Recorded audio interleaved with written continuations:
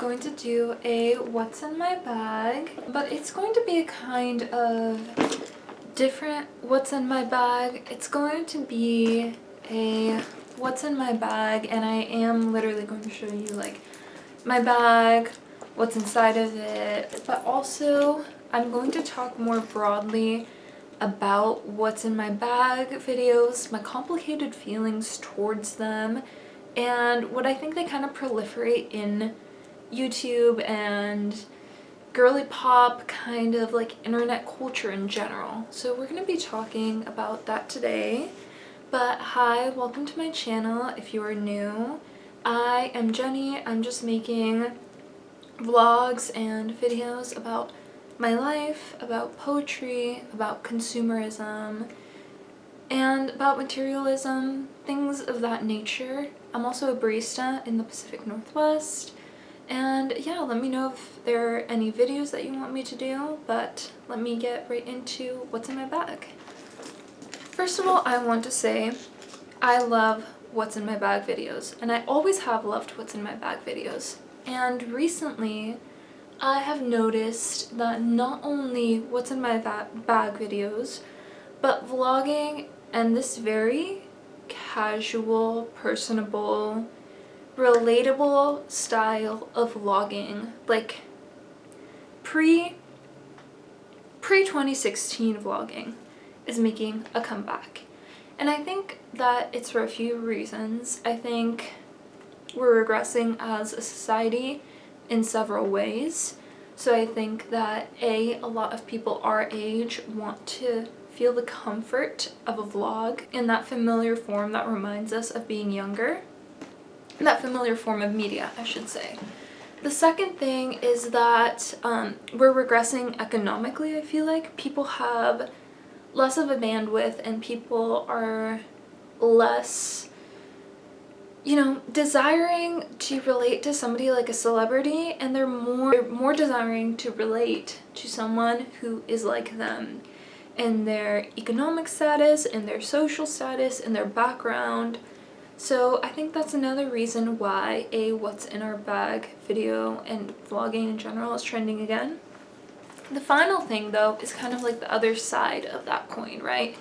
So like if our economic hardship is wanting us to connect with people who are more relatable to us, then also this like economic hardship is making us more materialistic and more relating these items to aspirations and lifestyles.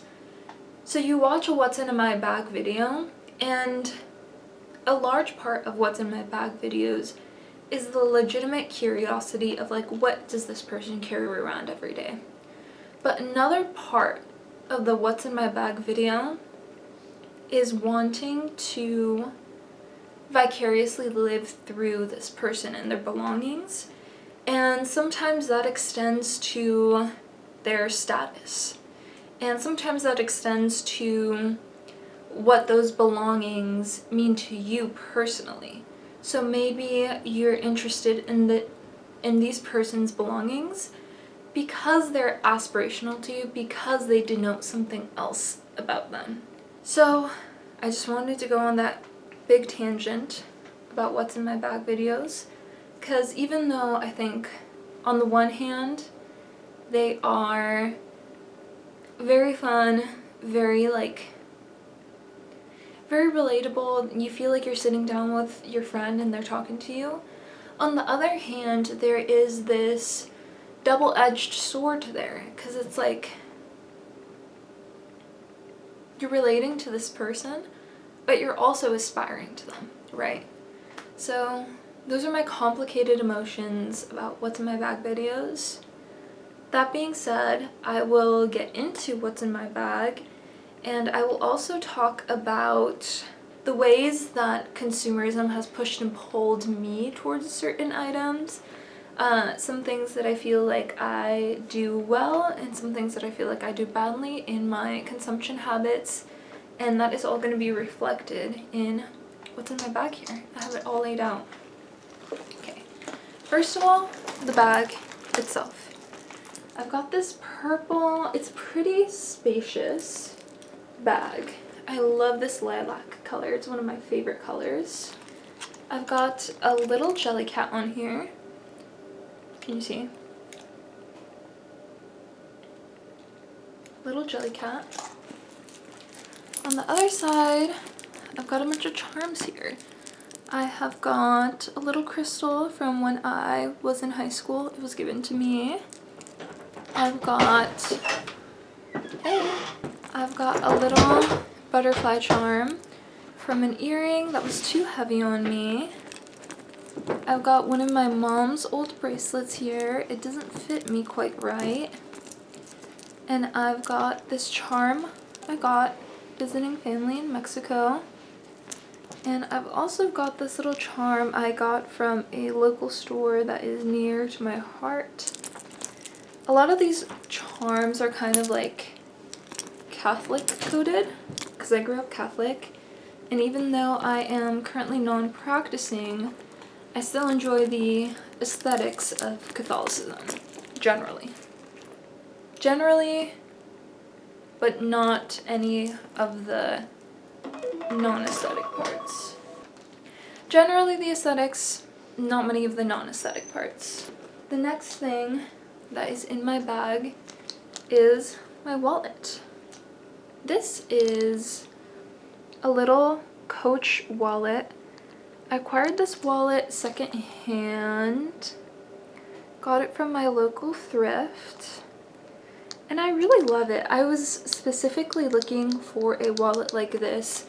Originally, I was going to put charms on the buckle, but then I realized that it gets in the way of my things inside my bag. So currently, this is charmless. However, I love the color, and I also love this, like, it's a very, very dark brown. It kind of looks black on the camera, but it's like a dark brown strip of the buckle. Yeah, so I love this wallet. Another favorite of mine is I'm a barista, so I always have my hair up. And I tend to have it up in a, just like a messy whatever with a claw clip. And for the longest time, I couldn't find a claw clip that could hold A, all of my hair, but B, could hold my hair securely. My hair is like a wavy texture, and then when it's freshly washed, it's very wavy. This is the Chunks claw clip. They're a brand based in Seattle, and I really enjoy this claw clip. It's the first Chunks claw clip I have. I'm on a low buy this year, so it will be the only one I own for a while. And honestly, I'm okay with that because it is very sturdy, very reliable compared to my plastic claw clips, which I was going through. I had plastic claw clips from Target. I had like 2 or 3 when I started this job as a barista. And when I tell you that they all broke. And I think it's because the plastic is not as strong as this material. I think it's like a cellulose acetate or something. Not to encourage you to buy anything, I'm not trying to encourage consumerism, but if you do need something sturdy and long-lasting and that is actually has a good grip, if it will help you from breaking 3 different claw clips the way I did, this is a good bet. And I forget which one this is. This is the one with like the little ribbon on it. I just took the ribbon off because it kind of gets in my way, but I like this. Another thing that I've got here is this is my favorite scrunchie in the world. This is by a local artist, I think, in Seattle. My partner gave it to me for Christmas this year. And it is called, I think, Birdcraft Studio, if that's visible. Is that visible? Birdcraft Studio. And it is this like gorgeous red print, kind of like maroon-ish, with these purple florals in between. And it's one of those scrunchies with the double layer with the ribbon on the end. For the longest time, Urban Outfitters was selling scrunchies like this, and I couldn't justify purchasing them, but I wanted one for the longest time. So my partner got this for me for Christmas, and I was so excited. They said that the color reminded them of me and that they really liked the print as well. And yeah, I'm really happy with it. It is one of my only scrunchies that I'll wear to work. It grips my hair very well for what it is. So yeah, that's the scrunchie. Here I have my makeup bag. It's full of, let me know if you guys would be interested in this, but I only use vegan and cruelty-free makeup just as a rule for myself. So let me know if you would be interested in knowing what some of my favorite products are, what things that I use are. Right now, currently, you cannot see a lot of makeup on my face because I burnt my arm at work a little. Not that bad, but because of that, I cried my makeup off from burning my arm at work. But it was fine. Like, I'm fine, but it was just like my makeup's gone. Except for my lipstick. And my lipstick, well, I'm actually not going to recommend that brand because recently they had like a debacle where the owner is like not a chill person. So I'm not going to recommend that brand to you guys, but it doesn't really matter either because I'm not going to be repurchasing it. I'm going to be repurchasing a different brand in the future. So here is my little, this is my pouch where I have my lippies in, and this pouch I got several years ago in Mexico as well, visiting some family. I think it was actually at the airport in Mexico. So this was at the Guadalajara airport, and I remember really wanting this pouch and being super obsessed with it, but almost not getting it because it was like a little overpriced because it was an airport purchase. And you know how things are at airports. But it was so beautiful that my mom convinced me. She was like, when else are you going to see something like this? And I was like, you're so right. Look at that.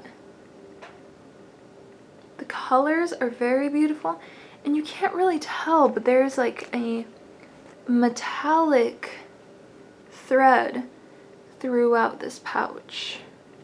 And this is something where, like, if someone was robbing me, I would probably die because I would not want to let go of my purse for this pouch alone. It's so sentimental to me. I've had it for so many years, and it's seen me through so many different phases of my life. And that's also what I love about having signature things, about having just like romanticizing the length of time that you keep things and the intensity with which you use them and love them. And that's something that you can't get if you're consuming too much, right? And that's something that I, this year, through my low buy, am learning to embrace and learning to really internalize, is that there are items that I love and that they are not me, but through my time, through my care for them, through my attention, not only do they become synonymous with me, not because of like an aspirational or identity thing, but through the care and devotion that you put into having it be yours, if that makes sense. The next thing I've got in my bag here is I've got my, what is this? A notebook holder? This holds my notebook. And here is my little, got a little pen on a keychain, so I'm never left without a pen. And this is my current poetry notebook. You can see. So this is my current poetry notebook. I cycle through these every few months, And I like having them because I now have a collection of them, and I like looking through because I can very visibly see the progress I've made, how I'm improving, what I still need to work on, and what does not improve over time. And then here I've got some, can you see this? Bro. I've got some poetry advice here at the top. I've got my daily affirmations, and then I have a lyric from a song that I really like. I miss you like my fontanelles that closed. That's a lyric from a Maya Hawke song off the album Moss.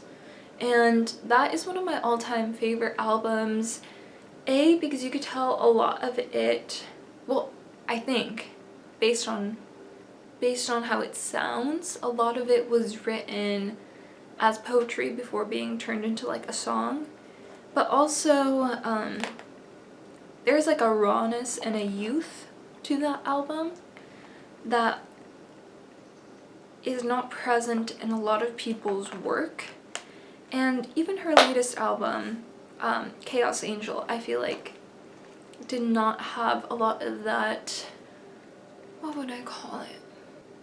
There was a sincerity to that album that just comes with A, being young, but B, sitting with something for a long time. And she said that it was called Moss because it felt as though she was dusting moss off of herself in writing the album. And you can really tell that a lot of those ideas and a lot of those concepts, they seeped for a while, you know? Like, they really sat, like, and they seeped. So that's something that I really enjoy. That's why that quote is in there. It's from one of those songs on that album. But yeah, poetry journal once again. Next, my trusty Mary Oliver poetry handbook. Last week I was trying to, this is a really easy, breezy, short read. I was trying to get through it before the end of last week.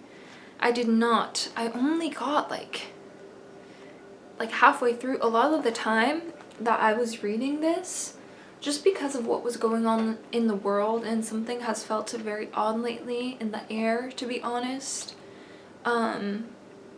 I would be reading this and not actually intaking any information, so I would have to reread it, and then I would not be intaking information, reread it. A lot of days I just couldn't feel, a lot of days I didn't feel like I was in the state to sit down and read. And although this is such an enjoyable and easy read, I've really got to just like finish it up this week because I feel behind, because it's just supposed to be, you know, it was just supposed to be like a little brush up read, like a couple days, maybe a week max, and this is my second week on it. So I've really got to get going on it, to be honest. My planner, you guys have seen this plenty. And then the last thing that I've got in my bag is this little bagoo, and it's just like a little grocery bag, and I like it because it's very, very small, so I could just toss it in here. It's the Hello Kitty bagoo. Do not purchase these bagoos things. They're very useful, or if you purchase one, just purchase like a single one, like one. They're like 15 bucks or something, and it's literally just a bag. And for reference, I did not purchase this. At one of my jobs, this was in the lost and found for several months. And that tells you about how valuable it is that someone just like left it, like somebody didn't even notice it was gone, you know? But yeah, these are useful, these are nifty if you've got them already, if they're gifted to you, but do not buy it. It's like I I think that in a lot of places, depending on where you are, like in the state of Washington, like in an hour of your wage, like an hour of your wage for this thing, I don't know. Sus. I don't support that. But anyways, that's everything that's in my bag. I don't know if I showed you guys already. Jelly cat charms. Yeah, I did show you guys already. I am addicted to buying bags, which is another reason that the no buy is going to come in handy. But bags are the one accessory that, for some people it's shoes, for some people it's like jackets. For me, it's always been bags. I love a good bag, and this is the bag that I've currently got. But I've got so many in my closet, and what I've been realizing lately is like, you can only use one. You can only use one a day. So I'm thinking of getting rid of or selling some of my bags, but a lot of them are just, A, I love them so much, but B, I think that they're so cool, they're so unique. I thrift almost everything I own, so a lot of them are thrifted and I feel like in a sense are irreplaceable. So yeah, that's something else that I have to work on in terms of consumerism. But yeah, thank you for watching my video, and let me know if there's any other videos that you'd like me to... Wait. Bye!